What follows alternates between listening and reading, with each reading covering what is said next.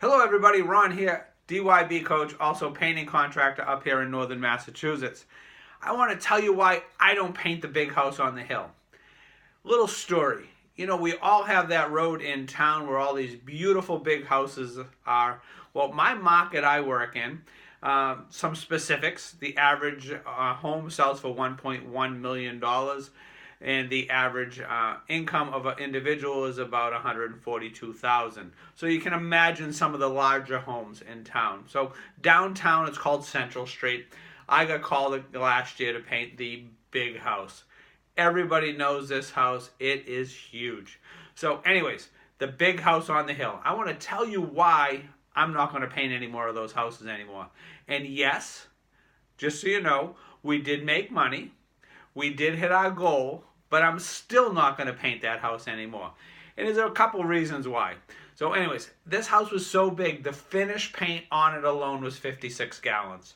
That's not including the prep or the primer or anything else.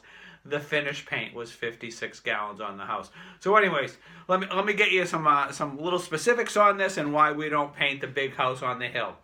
Although there are companies out there who love painting the big house on the hill. In fact, I just listened to the DYB podcast with Steve Burnett and Mark Polos, who was the guest, and he said he loves the big house on the hill. So this is my reason why I shouldn't paint the big house on the hill.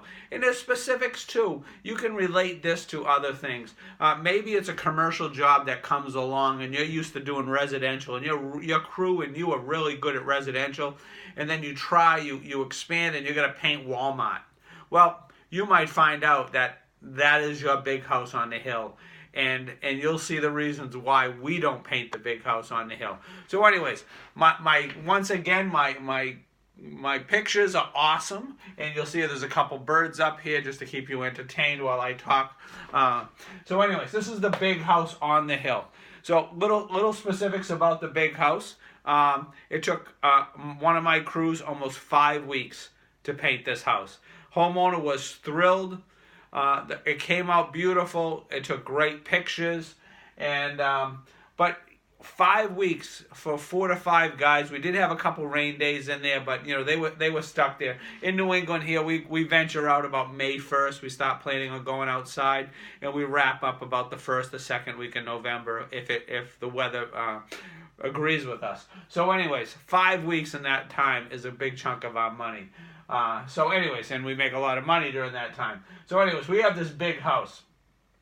So 5 weeks. So I want to look at this. So 5 weeks over here. So the guys are starting to work 5 weeks. You know, so you're gonna see they're gonna start here and they're happy because they're at the job.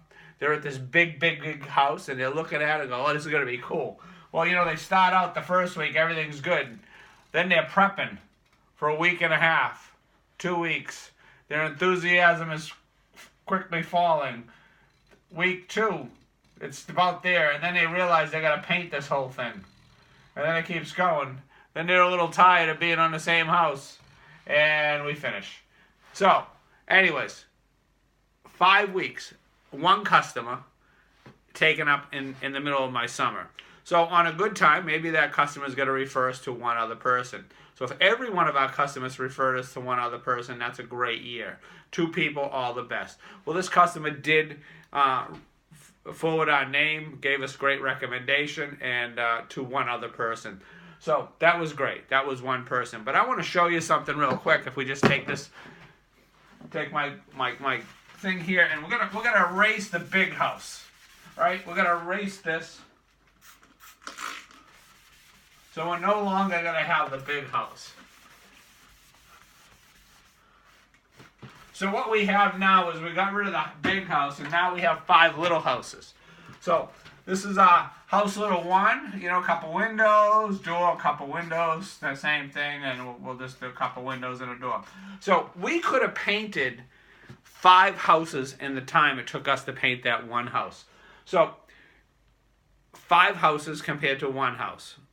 So on an average, our crews out there are banging out a house a week. So we do 3 or 4 people per crew the majority of the time. So anyways, we did that one big house in 5 weeks. We could have finished these 5 houses in 5 weeks. So that one person referred us to one customer.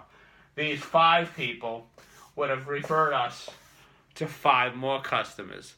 Cash flow would have been better on these jobs than the larger one, although we did get draws as we were going along. But we would have found our profit at the end of one of those jobs, and it was taking. We could put the expenses and the profit where it belongs instead of waiting the 5 weeks for that. Although, like I said, we did make money on that and we did hit our target. But on the course of a regular 1-week job, the guys start. They might prep for a day. They're excited for the first day. They're not happy to prep. They finish prepping. They prime. They finish. They're happy. They move on. They prep. They find. They move on. So you can see they're always ending on the upswing. Homeowners are happy to see them. Happy they're finished. Homeowners are happier it's done. And of course, sometimes they do get tips, so they get 5 times the chance of tips. And this other homeowner kind of, is happy, but it kind of keeps going and going and going, and there's really nothing, and we finish and we clean up our ladders, take some pictures, shake hands, and such. So you got to look back to see if this is the way you want to go. Do you want to paint the big house on the hill so everybody can pat you on the back? Are you geared up to paint the big house on the hill? Or do you have a limited time that you would prefer to paint the 5 little houses or the medium-sized houses? So, even if you just say this was a $25,000 house and these are all $5,000 houses, it's the same amount of money. But what are you going to get more out of, the 5 little houses or the big house? What happens if it rains every other week and this thing spreads out into 8 weeks? Well, you just wiped out 2 months of your summer exterior season. So anyways, I just wanted to tell you and show you why we don't paint the big house on the hill anymore. We'd prefer to refer it out to someone else, and then everybody's happy. The customer's happy because I can help them when that call comes in, and that's one thing you should always keep in the back of your pocket, is in other painters that maybe you can refer work out to and have a nice relationship with that. Just in case those calls come in, maybe it's lead work and you don't do anymore. That could be a big house on the hill. Commercial job and you really don't do that. Or even a carpenter. If someone calls up and say they need a lot of trim work and you don't have a carpenter in your back pocket, you can give a call. Make sure you have someone in your back pocket you can refer that out to. So anyways, if you want to see more of us, you can go to joindyb.com. You can check out all the cool stuff you have. We do have a new podcast out there. Check out our DYB podcast. You'll hear this mentioned in Mark Polos's podcast when they interviewed him. He's a real exciting guy. And if you want to talk to me, it's ron at dybcoach.com. You can send me a message. Many of you have. You've either found me on Facebook, or some of you sent me some private emails. More than happy to talk to you, return the email, and if it means picking up the phone, I'm glad to pick up the phone also. So anyways, I'm Ron at DYB Coach. I'm also a painting contractor up here in northern Massachusetts. I don't paint the big house on the hill. Should you? Talk to you soon. Thanks.